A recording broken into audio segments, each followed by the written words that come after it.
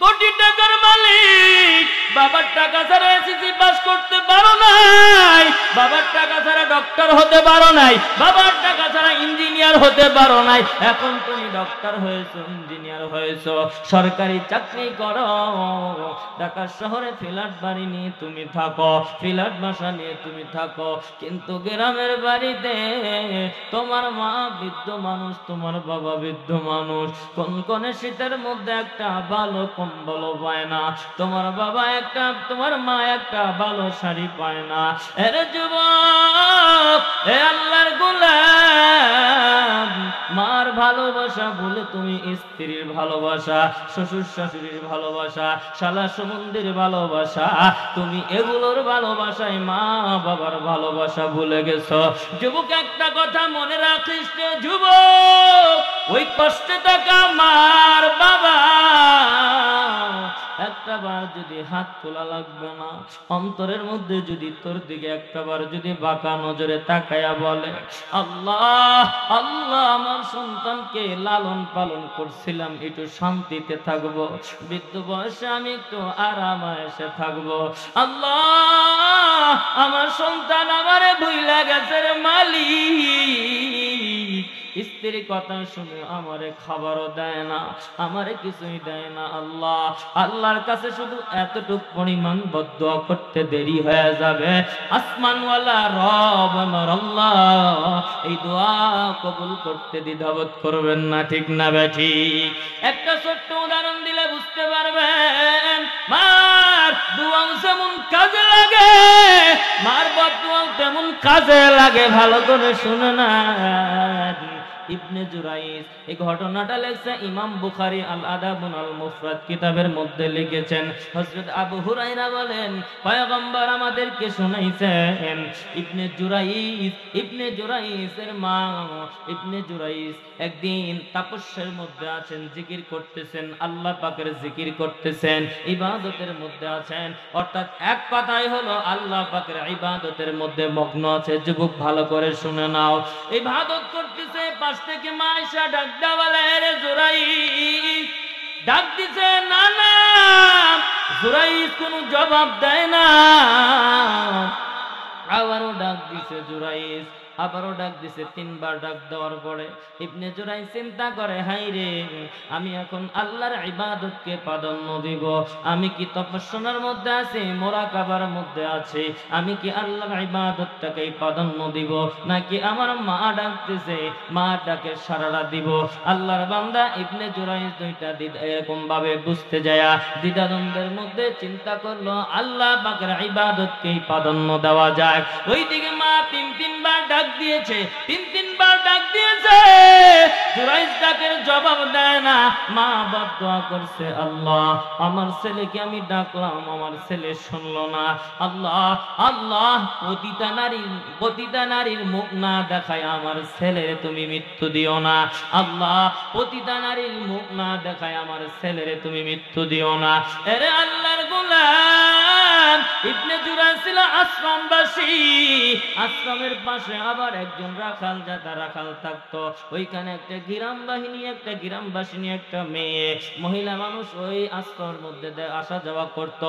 একদম একেবারে তৎকালীন যুগের বাদশার কাছে সদ্য ভূমিষ্ঠ একটা সন্তান নিয়া এক মহিলা ঈশা ডাক দেয়া বলে, বাদশা নামদার, আমার গর্ভে যে সন্তান, আমার কোলের মধ্যে যে সন্তান জন্মগ্রহণ করেছে, বলে এটা কিভাবে হইল? বলে ইবনে জুরাইজের দ্বারা হয়েছে।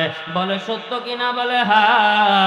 আহারে, বাদশা নামদার ডাক দিয়া বলে, এই প্রশাসনের লোক যারা আছো, তাড়াতাড়ি করে ওই বন্ড বুজুর্গর আশ্রমটা ভেঙ্গে ঘুরিয়ে দাও, হাত পায়ের মধ্যে রশি লাগায়া আমি বাদশার দরবারে উপস্থিত কর।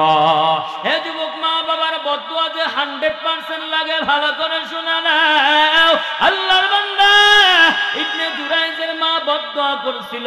বাদশার সামনে যখন ওই মহিলাটা দরখাস্ত করেছে, বলে দিয়েছে, প্রশাসনের লোক ডাক দিয়ে বলে, যাও যাও তাড়াতাড়ি করে বিদ্যার ওই লোকটার আশ্রমটা ভেঙ্গে চুরে গুড়িয়ে দাও, গুড়িয়ে দাও। চলে গেছে প্রশাসনের লোক, যখন আশ্রমটা ভেঙ্গে যখন চুরমার করে দিয়েছে, পায়ের সাথে হাতের সাথে কোমরের সাথে রশি লাগায়া আহারে ইবনে জুরাইজকে ধরে যখন নিয়ে আসে, আসার সময় দেখে কয়েকজন পতিতা নারীর মুখ দেখা যায়। পতিতা নারী যাইতেছে, দেখে দেখে মিষ্টি মিষ্টি হাসে। আল্লাহু আকবার বলেন। আল্লাহর ওলি ইবনে জুরাইজ দেখে দেখে হাসে, বাদশার দরবারে ধরে নিয়ে আসছে। ইবনে জুরাইজকে বাদশা নামদার ডাক দেয়া বলে, এরে বাবা ইবনে জুরাইজ, তোমারে বড় বুজুর্গ জানতাম, তোমারে বড় ভালো জানতাম, তুমি আল্লাহর ইবাদত করে কাটাও, কিন্তু তোমার দ্বারা এমন কাজ হবে জীবনেও আমরা কল্পনা করতে পারি নাই, হাসা মিছা জানা নাই। এরপরে বলতেছে তোমার দ্বারা এই কাজ হবে আমরা কোনোদিন কল্পনাও, এরকম হয় না, আমাদের এলাকার মধ্যেও তো হয়। আকাম করছে চেয়ারম্যানের পোলা, হাইসা যায় হত দরিদ্র ইমাম সাহেবের পোলা, ঠিক না বে ঠিক? ক্ষমতা আছে, ছাপায় দেয় এই লোকটারে। আবার বাদশা বিচার করতে যায়, বলে একদিন বাদশা ঘোষণা করছে, এই ডাব খাইলে মাপ নাই, আছে না নাই? জোরে বলেন।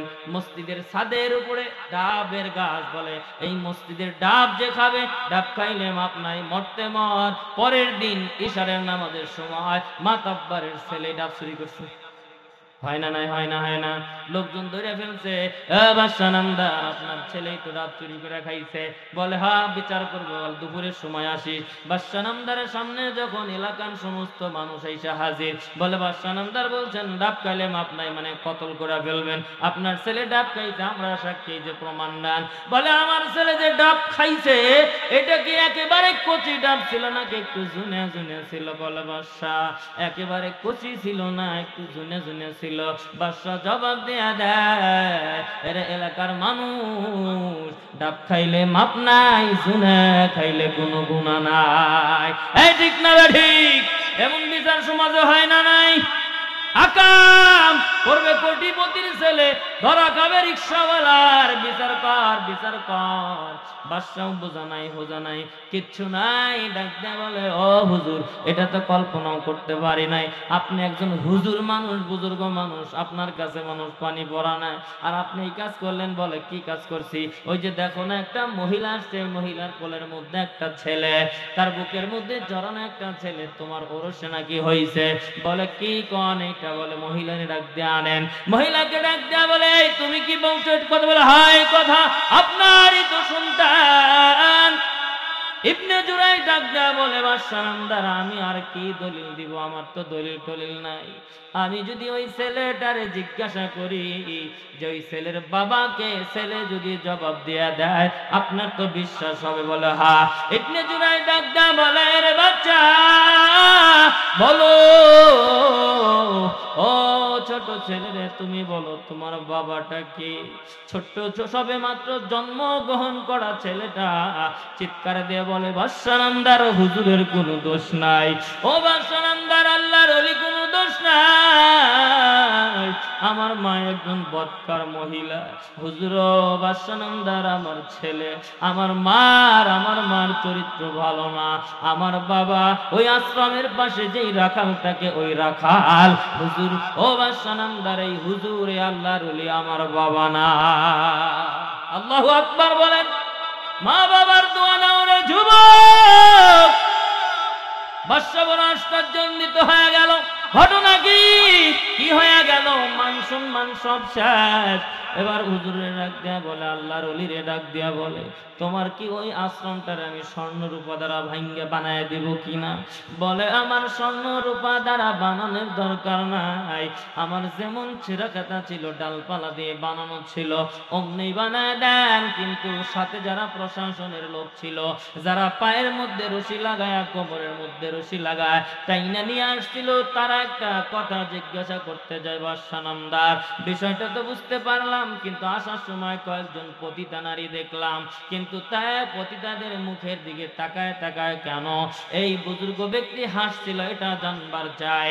এরে আল্লাহর গোলাম ইবনে জুরাইজ চোখের পানি ছেড়ে দিয়ে দিয়ে কান্দে আর ডাক দেয়া বলে বাদশা নামদার কি বলবো, একদিন আমি জিকির করতেছিলাম, মুজাকারায় ছিলাম, আমি আল্লাহর জ্ঞানের মধ্যে ছিলাম, আমি কাশপ খুলে বসেছিলাম, অর্থাৎ মগ্ন ছিলাম, ধ্যানে মগ্ন ছিলাম।